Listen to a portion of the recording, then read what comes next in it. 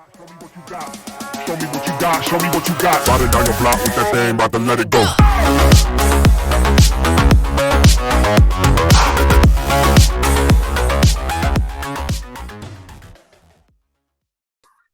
Well, thank you everyone for spending a few minutes and joining another edition of Agile Takes. I'm Tony Pietrocola, president of AgileBlue. And today we're joined by Howard Wright, who's a fantastic partner of AgileBlue, president of Wright Technology Group. Howard, you're out of Massachusetts, correct? That is correct. My old stomping grounds. Next time I'm there, we'll have to get together. But thank you very much for giving us time today and joining Agile Takes. Well, thank you for inviting me. Absolutely. Okay, let's dive in. So we're talking about AI. Everybody's talking about AI.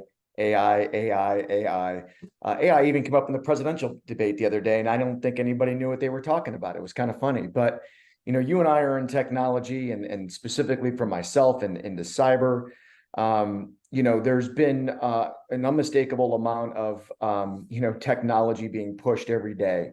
And companies are trying to add AI capabilities, or at least be able to talk to these AI capabilities, add into their services, add into their products. And I think you both agree we've seen AI's impact so far, you know, on cybersecurity, how it's changing the threat landscape, probably giving a lot of power that wannabe hackers as well. I'd love to hear your perspective, and more importantly, I think our joint customer base would love to hear your perspective, especially from your angle of technology, consulting, cyber. You kind of bring it all together. What are your insights on some of these developments? And probably the best is, I'm sure you have a couple of recommendations that these organizations can use in response to these types of threats. Yeah, I mean, it's interesting. AI certainly helped our businesses become more efficient. Technology companies like ours are looking at AI to become more efficient. But on the flip side, it's also allowed the bad actors to become more efficient in delivering, you know, these payloads. And with AI, it actually has lowered the barrier to getting into being a bad actor, right? So you can use ChatGPT if you want to write malicious code, you can use that. There's all kinds of subscription-based services if you want to send out, you know, spam emails, malware. There's a whole host of those services available for the end users. What I see happening now is that, you know, you think about phishing. Phishing is becoming so sophisticated now that seems right now that is the most common way that organizations are being compromised. And so it's really, you know, our advice is training. We really think that's an important part of it, but also with that, having the correct tools in place, you know, in order to protect your clients and your client base. You know, the things we see that I worry about too is, you know, the voice cloning, even digitally cloning, you know, images of individuals. Right. And so that opens up a whole new, you know, attack vector for, you know, extracting money and doing all kinds of malicious stuff. So the way we look at it is that in addition to training, a lot of it comes down to the tools that you use, using a good quality tool, watching the security landscape. So, I mean, obviously we are an AgileBlue security partner. We're using the SIM product. You know, there's the EDR product, the XDR product. So there's a whole suite of solutions that you can implement that helps protect, you know, the customers, the endpoints to be looking for these types of behaviors. Yeah, absolutely. It's a great point. You know, what's funny is people are amazed by what ChatGPT and even Bard, which is Google's product, can do. In terms of writing code, like you mentioned. Well, if it's writing code, it obviously knows how to obfuscate and break down the code, right? Which makes it even easier for potential hackers. Or I don't even know if you need to be a hacker at that point. That's like being a criminal and somebody just gives you the key to the bank. Like you just walk in, you know? So, you know, we got to watch all this great tech, you know? Well, absolutely. I mean, think about it. Colleges and universities are now worrying about students using ChatGPT to write papers, and it is continuous learning. So as the learning continues, the sophistication of its ability to write code, write malicious code, and to implement attacks. So it's really critical to make sure that, you know, businesses are partnering with a IT company, managed service provider like Wright Technology Group to make sure you have the right balance of security in place. And it really is, at the end of the day, security in layers. Absolutely. And from a software company to a partner who brings these solutions to market, it's our jobs as well to make sure we're giving you and hopefully your customers that next level of AI. And AI can be brought up as artificial intelligence, which we all know what that means. We look at it a lot like automated intelligence. If you have the intelligence to know something, the system better act fast, automate the response, because the criminals are faster, right? So we're trying to, it's all a game of speed. We look at it as a game of mitigation. No one in the world can stop everything, but the more you can move to mitigate a risk, that's huge. And, you know, you also brought up fraud, right? Voice, images, deep fakes. We're seeing more of that happening and trying to come up with ways to help clients.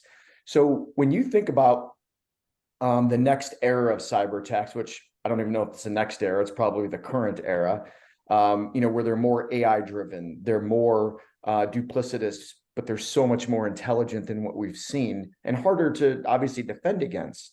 And you see, you know, where AI solutions can potentially play a role. And a quick tidbit. So IBM, organizations with a fully deployed AI and automation program detected and controlled breaches 28 days faster than without. So it's an interesting study.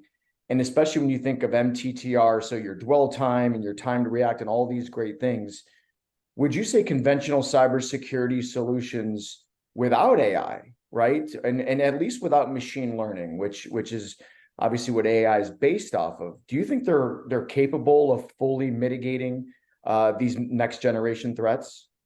No, they're already outdated.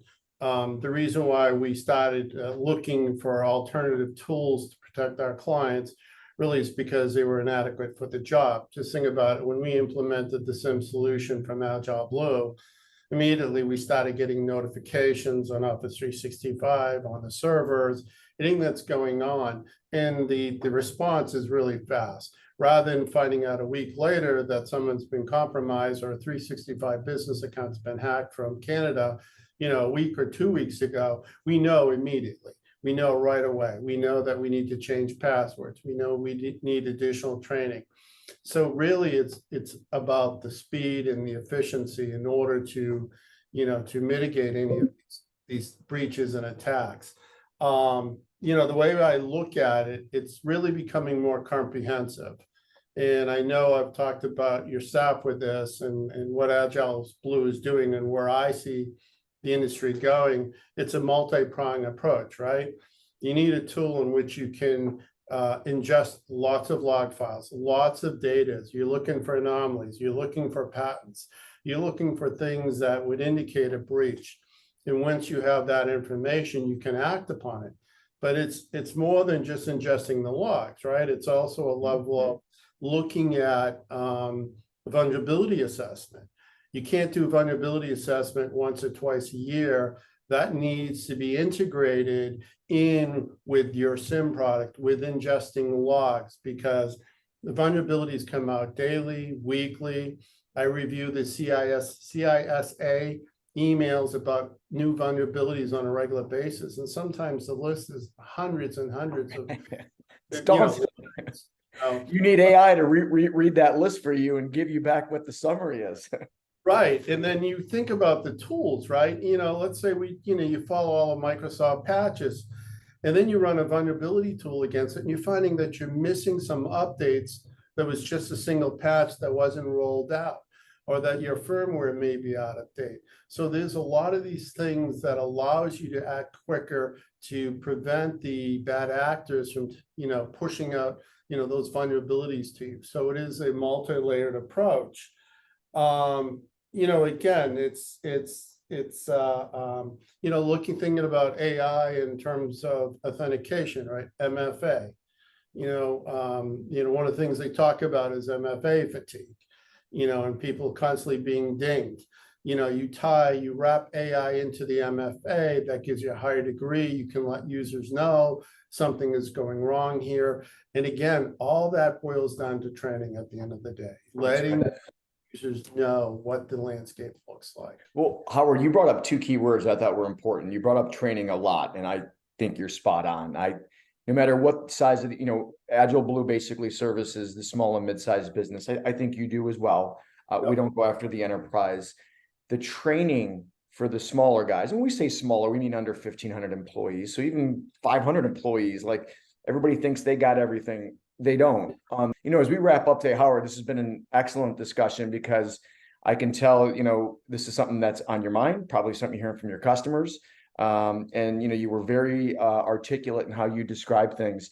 As we kind of wrap this up, any final thoughts about, number one, I think what people really want to hear is how small and mid-sized businesses, can combat this. And when they're working with someone like you, what's the couple things you try to bring to them to at least get their mind thinking about it? I try to get them to think about that there are other alternatives. A lot of people get entrenched in certain solutions, certain way of looking at it, in that the cybersecurity landscape is continually changing. We're changing with that. We're picking out products that we feel are the best of breed. So I'll give you a perfect example. Before we settled on AgileBlue, we demoed 8 other products that did something very similar. None of those met our needs, and we're very detailed and very particular what we're looking for. So we spend time and effort to make sure we pick what we consider to be the best of breed to help protect our customers and basically reduce some of our headaches. Again, at the end of the day, this is offense. You're talking about offensive cyber protection and defensive cyber protection in terms of going to find it, mitigate it, and also try to prevent it. When you think about your EDR, MDR, XDR product, something gets compromised, you can take those systems offline. That host isolation is key. No, it's a great point, and I think that the size customer that you service is in the crosshairs because look, the big guys, they're dumping. You listen to their earnings reports. They're dumping, whether they're cyber or not, they're dumping so much cash into everything you hear about so they can defend themselves better. It's the mid-size, the small that isn't in there yet, and they're the ones getting decimated right now. So now your points have been spectacular. So to find Howard and Wright Technology Group, it's WTGtech.com. Please check them out. You can also find them on LinkedIn under most likely Wright Technology Group, right? Yep. And thanks for helping us understand AI a little bit better. Thank you very much.